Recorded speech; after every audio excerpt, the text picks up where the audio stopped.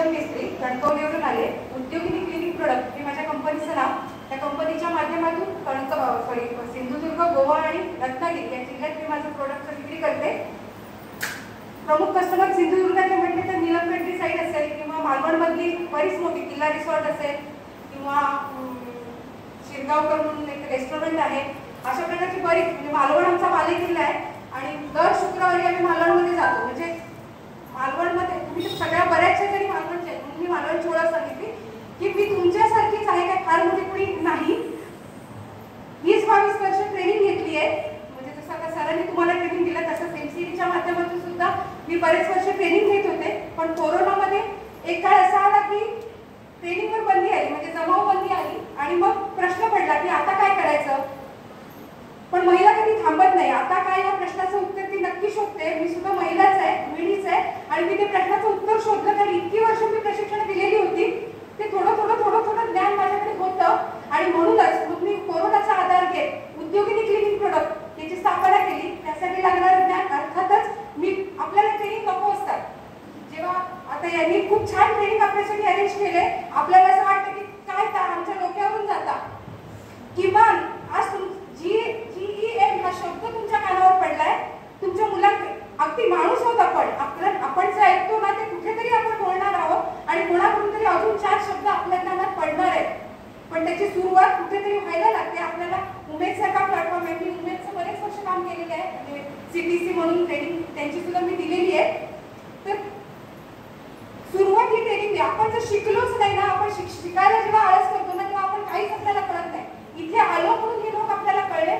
सरांनी तुम्हाला सांगितलं तुम्ही ग्रुपवर मी तुम्हाला शोधून म्हणजे तुम्हाला 10 इथपर्यंत आणून देतोय.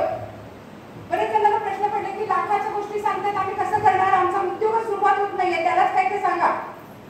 पण ती जिद्द जी आहे त्यांनी जर तुम्हाला शोधून दिला तर मी माझ्यासारखी बाई सुद्धा इथे बसून चर्चा गजाली करत होते. त्यांनी सांगितलं मॅडम बघा तुमच्यासाठी आहे. तेव्हा मी काय करले इतकं आपल्या ओठाशी येतं पण आपण त्याचा उपयोग म्हणजे तुझं आहे तुझं पास परंतु तू जागा चुकल अशी आपली अवस्था आहे मंडळी. त्यामुळे हे जे काही छोटं आपल्याला मिळतं कळो अगर न कळो पण ते आपल्याला घेता आलं पाहिजे. तिथे किमान उपस्थिती आपण असलं पाहिजे. आणि खरोखर सांगते जेव्हा आम्ही सुरुवात केली तेव्हा आम्हाला इतक्या फॅसिलिटी नव्हत्या. म्हणजे मी सुद्धा जेव्हा ट्रेनिंग घेत होते तेव्हा आम्हाला इतक्या फॅसिलिटी नव्हत्या जेवढं तुम्हाला प्रत्येक ही पोर्टल असेल तुमची. आता सरांनी आपल्याला इथे ज्ञान द्यायला आलेले फक्त GMचं पण त्यांनी अनेक पोर्टल आपल्याला ज्याला उपयोग करून घेता येईल त्याच्यासाठी खूप सारं दालन त्यांनी उघडं केलंय. आपल्याला त्या संधीचा उपयोग घेता आला पाहिजे. पुन्हा एकदा मला इथे बोलायची संधी दिली म्हणून आयोजकांचे मी आभार मानते आणि खास करून सरांचे आभार मानते. कारण आणि 2 मिनिटं मी सांगते सर की मी सुद्धा तुमच्यासारखीच गृहिणी होते. व्यवसाय कोरोनाच्या काळात सुरुवात केला आणि मगाशी मी त्या मॅडमला तेच माझ्यासारखाच व्यवसाय करतात त्या म्हणाल्या मोठा कसा करायचा तर मोठा करण्यासाठी आधी छोटा करावा लागतो. कोरोनाच्या काळात जेव्हा व्यवसाय सुरुवात केली ना तेव्हा अर्धा लिटरच्या बाटल्यांनी माझ्या क्लिनिक प्रोडक्टच्या तयार केल्या आणि घरोघरी दारोदार फिरले. तो काळ कोरोनाचा होता, अस्पृश्यतेचा होता, कोण कोणाला हात लावत नव्हतं, शिवत नव्हतं. त्यावेळेला माझ्यासारख्या बाईकडून म्हणजे मी कुणी मोठ्या नव्हे पण मी जेव्हा त्यांच्या दारावर गेले ना मला पैसे तुळशीवर ठेवले आणि प्रोडक्ट सुद्धा तुळशीवर ठेवले आणि पाणी भरून घरात घेतले. पण ते सगळं मला मान्य होतं कारण त्यामुळे माझं प्रोडक्ट 4 लोकांपर्यंत पोहोचलं. एक्झिबिशन असेल बघा म्हणजे एक्झिबिशन असेल ट्रेनिंग असेल माझा अनुभव आहे की बचत गटाच्या बायका आज 2 येतात आणि उद्या 2 येतात. आज ज्या येणार त्या उद्या तुम्हाला दिसणार नाही. हा अनुभव आहे माझा. मी ट्रेनर असल्यामुळे हा अनुभव आहे. तुम्ही विचार करा तुम्ही ट्रेनिंगसाठी येता काहीतरी घ्यायला येता पूर्ण ताट तुमच्यासमोर 2 दिवसात वाढलंय. अर्ध ताट एकीने जेवलं आणि अर्ध ताट दुसरीने चालेल का? ज्या बाईने अर्ध ताट जेवली आहे ना तिनेच दुसरं जेवलं पाहिजे. त्यामुळे दोन्ही दिवस एकाची उपस्थिती असली पाहिजे तर थोडंसं डोक्यात जाईल. आणि ते आपण कधीच करत नाही. आपल्याला वेळ नसतो या गोष्टींसाठी आणि मग प्रश्न पडतो धंदा कसा वाढवायचा. हे धंदा वाढवण्यासाठी आपला व्यवसाय वरती नेण्यासाठीच चाललेला आहे. त्याचा फक्त आपल्याला बोलता बोलायला लागेल तर खूप बोलेल.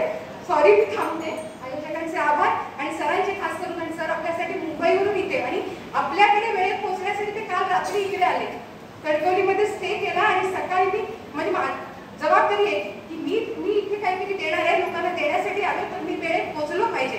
सर इथे वेळेच्या आधी जेव्हा हॉल उघडला नव्हता तेव्हा आम्ही इथे उपस्थित होतो आणि ज्यांच्यासाठी ते होतं ते 12 वाजता हजर झाले, 11 वाजता हजर झाले.